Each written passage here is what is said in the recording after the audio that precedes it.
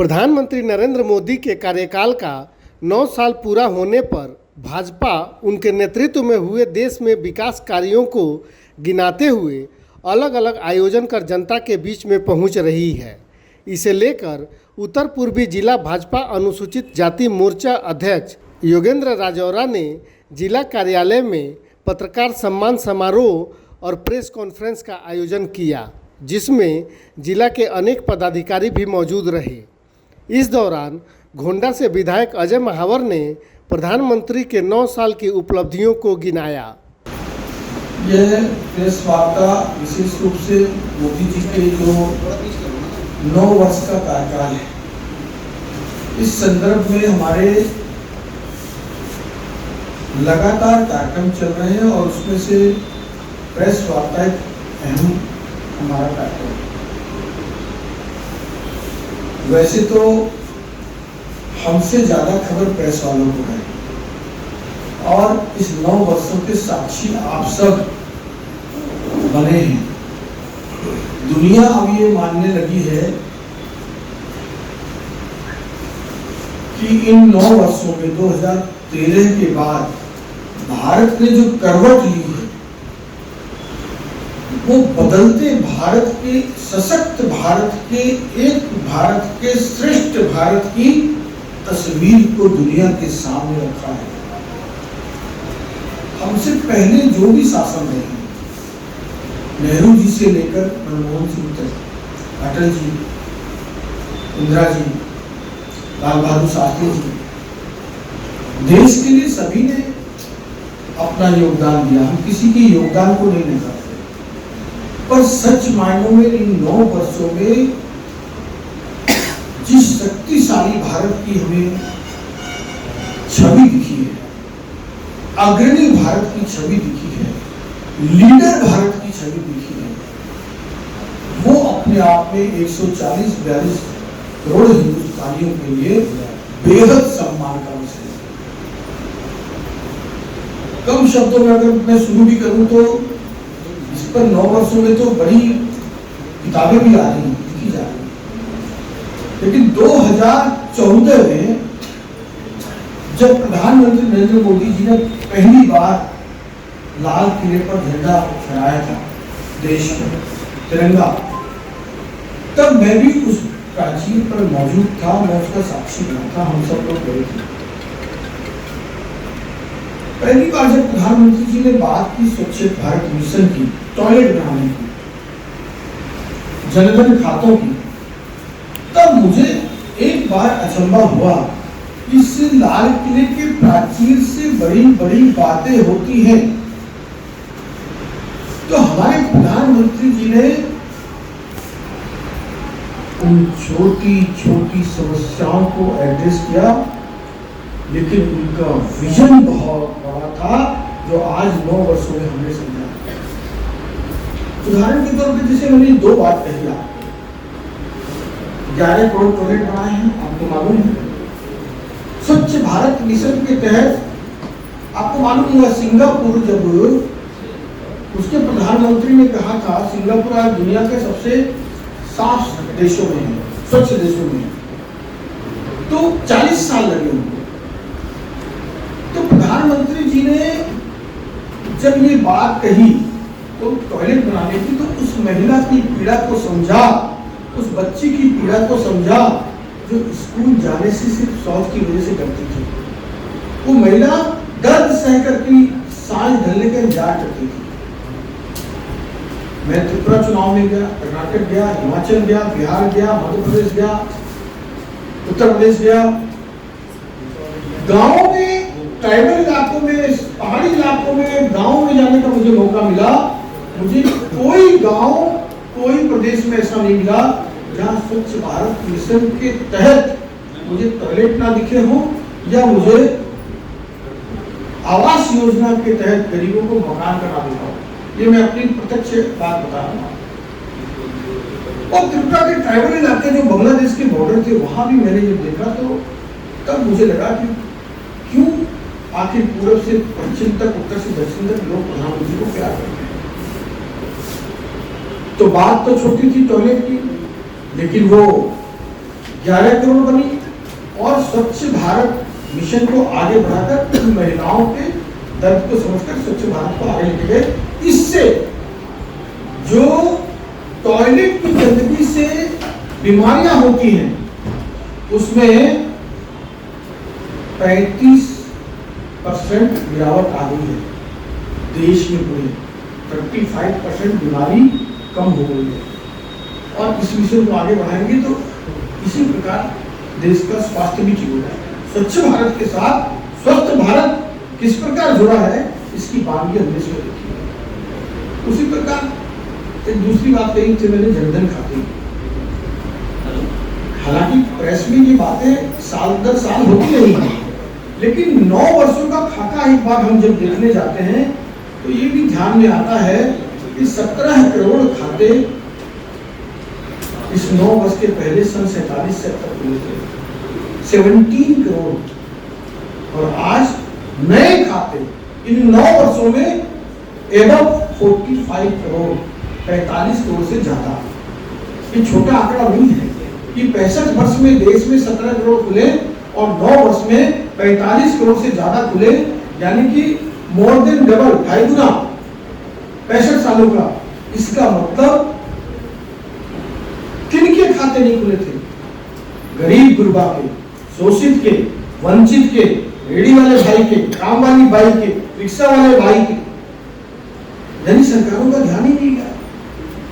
अब किसी ने मुझसे पूछा था कि भाई जनधन खाते खोलने से क्या फायदा होगा, ये तभी पूछा था। इसमें प्रधानमंत्री की क्यों क्रेडिट लेना चाह रहे हैं? प्रधानमंत्री ने कहा कि वो गरीब मेरा भाई बहन जो बैंक की चौखट पे पैर रखने में भी डरता है, उसको भी सम्मान का हक है। और ये बात सिर्फ सम्मान से नहीं जुड़ी थी, इसमें 2 बातें ऐसी हुई है। एक तो गरीबों को जो पैसा जाता है, चाहे कोरोना में गया हो, आपने देखा होगा किसान सम्मान निधि योजना में गया हो, वो पैसा डायरेक्ट ऊपर से नीचे तक एक पैसा कटिंग के, कोई मनी कटिंग के, सीधे लाभार्थी के खाते में जाता है, जो पहले नहीं था। और ये बात उदाहरण के तौर पर अनेकों बार देश के सामने आई है कि राजीव गांधी कहते थे हम 1 रुपया भेजते हैं तो 15 पैसा पहुंचता है, या 100 रुपया भेजते हैं तो 15 रुपया पहुंचता है। अब कटिंग मनी खत्म हो गई, पूरा का पूरा पैसा किसी ऑफिसर, किसी दलालों की, किसी कमीशन खोरों की, किसी बिचौलियों की कोई नहीं चलती, सीधा पैसा जाता है। एक बड़ा फायदा। दूसरा, जनधन खाते में 6 माह के बाद 5,000 लोन लेने की उसमें छूट है, मालूम है ना आपको? और ऐसे ऐसे गरीब रिक्शे वाले और रेडी वाले मैंने देखे हैं, 5,000 रुपए की सूद की चक्की में वो घुस जाते हैं। 5,000 रुपए के लोन लेने के लिए, 10,000 रुपए का लोन लेने के लिए, किस प्रकार से वो, उनका ब्याज का मीटर इतना महंगा होता है सूदखोरों का, बेचारा 50,000 चुका के पूरी जिंदगी का भी अपने क्या क्या गिरवी रखकर भी वो सूद के चक्कर में फंस जाता है। तो इतनी छोटी बातों को किसने एड्रेस किया? देश के प्रधानमंत्री। छोटे काम की बड़ी उपलब्धि देश को। अब इसमें काम बहुत सारे हुए, उसमें सौभाग्य योजना है, बिजली की आपने उज्ज्वला योजना के तहत 9 करोड़ लोगों बहनों को गैस कनेक्शन देने का काम किया। इसमें स्वनिधि रोजगार योजना के तहत, स्टार्टअप इंडिया के तहत, मुद्रा बैंक के तहत लोगों को 10,000 से लेके 50,000 से लेके 5 लाख तक और उससे ऊपर के लोन दिए। और अनुसूचित जाति को जिन्होंने आज कार्यक्रम रखा है, उनके लिए छोटी इंडस्ट्रीज लगाने के लिए अलग से पैकेज दिया गया, इंडस्ट्री लगाने के लिए, उनको प्रोत्साहन करने के लिए। और हमारे जिले में भी बहुत सारे लोग ऐसे हैं जिन्होंने इसका लाभ लिया। अब देश का गौरव तो उन्होंने बढ़ाया ही है, लेकिन तीन सेक्टर में काम हुए हैं। और मुझसे पूछे तो 4 सेक्टर में काम हुए हैं। पहला सेक्टर गरीब कल्याण, मोदी जी ने पहली सरकार में ही कह दिया था, गरीब, शोषित, वंचित, पीड़ित गांव गरीबों के लिए सरकार समर्पित है। दीनदयाल उपाध्याय जी, जिनके हम अंत्योदय योजना पर एकात्म मानववाद के सिद्धांत पर हम चलते हैं, अंतिम व्यक्ति तक मदद पहुंचाने का लक्ष्य हमारा रहता है। तो पहली उपलब्धि इस सरकार की, मैं मानता हूं कि गरीब कल्याण का काम इस देश में 70 सालों में सबसे ज्यादा हुआ। दूसरा, तेज गति से विकास कार्य, इंफ्रास्ट्रक्चर स्पीड। आपने नितिन गडकरी का मंत्रालय देखा हो, आपने रेल मंत्रालय का काम देखा हो, आपने जगह जगह नए 45 शहरों में अभी नए हवाई अड्डे खुले, उनका काम देखा हो, आपने सेना का जो इंफ्रास्ट्रक्चर है, जो हम छोटी छोटी एक ताबूत और बुलेट प्रूफ जैकेट भी विदेशों से खरीदते थे, आज हम 26% चीजें हम सेना की एक्सपोर्ट कर रहे हैं, दूसरे देशों को दे रहे हैं, हम आत्मनिर्भर हो गए हैं। बहुत बड़ी संख्या में हम सेना में इंस्ट्रूमेंट में हम आत्मनिर्भर हो गए हैं। हमने देखा होगा हमारा जो ऑयल और डीजल का रिजर्व कितना बढ़ गया है। पहले मनमोहन सरकार तक सबसे ज्यादा 2 महीने का रिजर्व हुआ करता था पेट्रोल डीजल, यानी युद्ध काल की स्थिति में 2 महीने तक इस देश में डीजल पेट्रोल ना रहे, ना परचेज हो पाए तो कर सकते थे। आज हमारा रिजर्व 10 महीने तक पहुंच गया है, 10 महीने तक भारत के पास अपना स्टॉक है। तो तेज गति से इंफ्रास्ट्रक्चर डेवलपमेंट किया इस सरकार ने, हर क्षेत्र में, हवाई मार्ग, मैंने कहा समुद्र मार्ग, मैंने कहा रेल मार्ग, सड़क मार्ग, हर क्षेत्र में तेजी। और तीसरा जो काम किया है वह है सांस्कृतिक राष्ट्रवाद का उत्थान करना, जो किसी सरकार ने, सरदार वल्लभ भाई पटेल के अलावा किसी सरकार ने। उसमें श्री राम जन्म का मंदिर हो, करतारपुर साहिब कॉरिडोर हो, सोमनाथ जी का जीर्णोद्धार हो, बाबा काशी विश्वनाथ का जीर्णोद्धार हो, महाकाल उज्जैन का जीर्णोद्धार हो, या अन्य अभी और भी कई सांस्कृतिक राष्ट्रवाद जो इस संस्कृति की धरोहर है, इस देश की अनंत काल से धरोहर हमारी संस्कृति है, उसको वापस स्थापित करने का, गौरवान्वित करने का काम किया है। तो ये सरकार तेज गति से इंफ्रास्ट्रक्चर, गरीबों का कल्याण, और उसी प्रकार से जो मैंने कहा कि सांस्कृतिक राष्ट्रवाद को भी उन्होंने उत्थान करने का काम किया, स्थापित करने का काम किया। चौथा जो मैंने कहा कि भारत की साख को पूरी दुनिया में स्थापित खड़ा करने का काम किया। वो क्यों हुआ? 2-3 कारणों से हुआ। पहला, लोकतंत्र में लंबे समय बाद भारत में पूर्ण बहुमत की सरकार का होना, भारत की जनता का पूरा भरोसा होना, और वो 19 में रिपीट हुआ।